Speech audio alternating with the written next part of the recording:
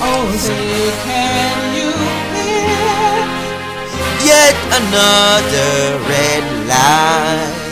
Well, I'm gonna spill all the secrets you're holding about the spaceships up there and the aliens down here and all history, which is totally fake.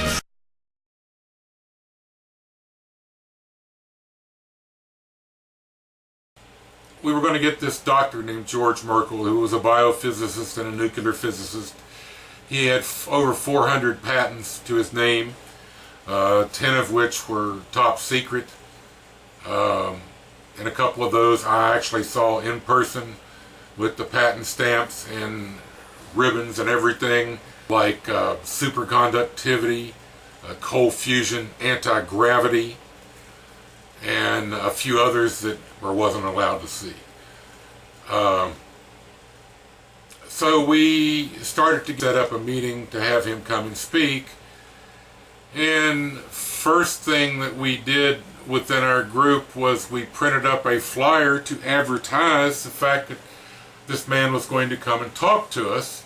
And we sent it to him, and he came back and said, oh no, you can't mention any of this top secret stuff, and you can't mention the cold fusion, the anti-gravity, or superconductivity, any of those. And then shortly after that, he told us that he was told that he would not be allowed to speak publicly to our group.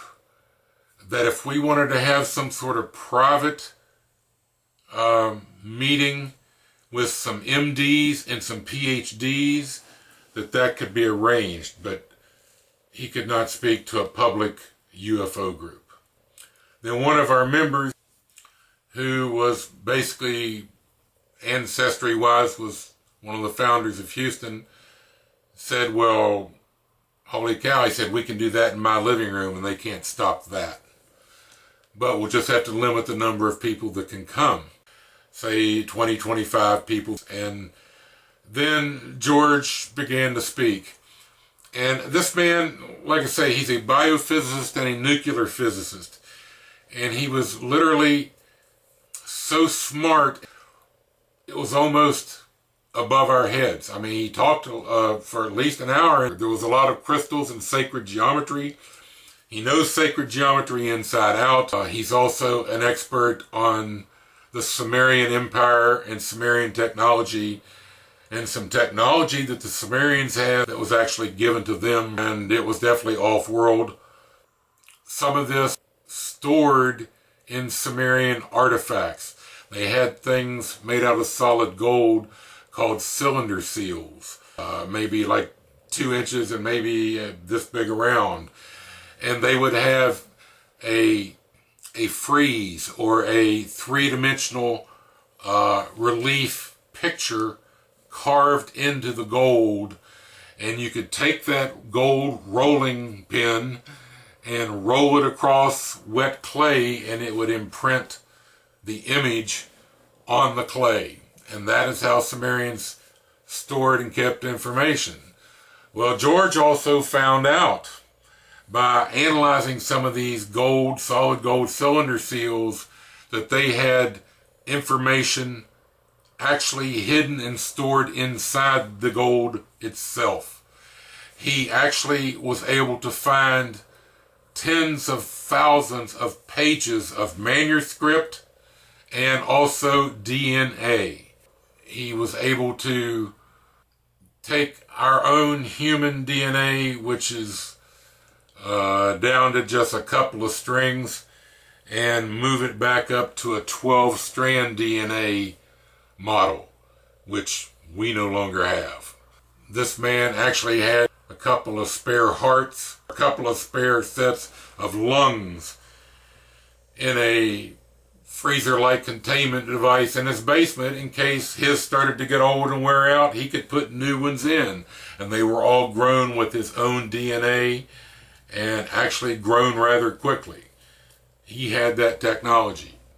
he also was fermenting some plant material in some glass tubes in the backyard. They were like 6 inches in diameter and say 10 to 14 feet tall, and let the sun react to them.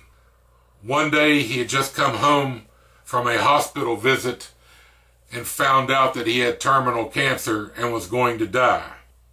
He got so upset, he was drinking a glass of iced tea, and he threw it across the patio, and it hit one of these glass tubes and shattered. And he said, you know, if you put me here to save mankind, why are you killing me with cancer? And he went over, and out at the bottom, there were crystals, like little diamonds, that had come out the bottom of the glass, mixed in with some other material.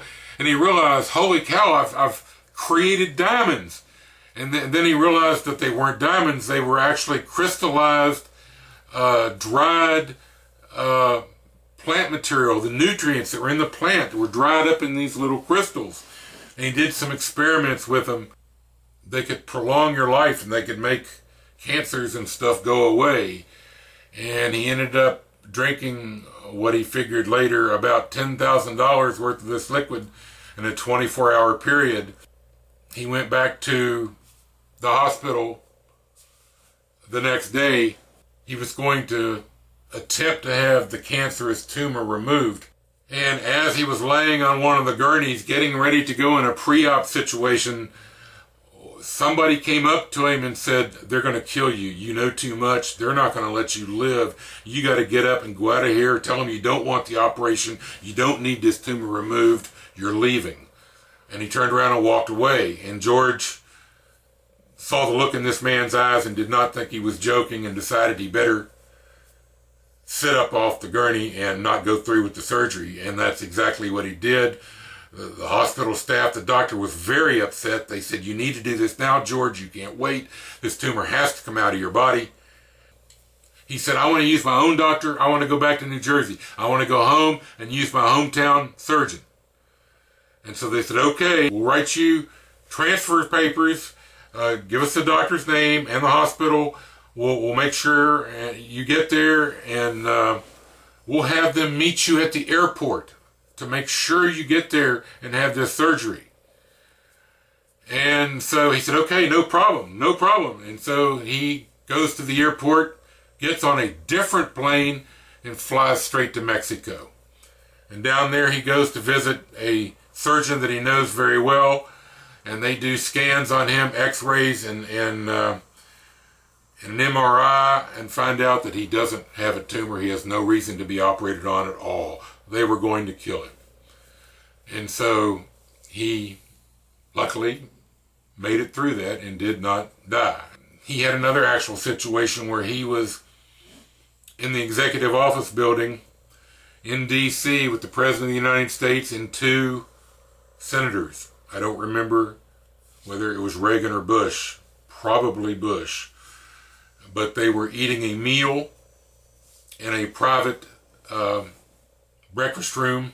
George took a drink of coffee and dropped the cup and fell out of his seat to the floor. The president freaked out, stood up. 2 of the senators stood up, and another person that was standing there in a suit that was some sort of Secret Service reached in and pulled a syringe out of his lapel pocket and went over and slammed it into George Merkl's back, and evidently saved his life. And so I don't know whether that means that they have some sort of universal antidote for any type of food poisoning or what. But George completely survived. He later determined that the leather chair that he had been sitting in had been completely soaked in the chemical DMSO, which is a superfluid and a carrier, and evidently a poison had been added in there with it. And as soon as he sat down in that chair, he began to also taste garlic, and that is also a sign of DMSO. And he realized something was being carried into his body, and at that point he immediately either tried to get up or fell out of the chair. And that's when the Secret Service slammed the needle into his back. And it was him they were evidently trying to kill, not the President of the United States. So he does know some extremely important things. Say, can you finally Start telling us the truth. Protect our civil liberties.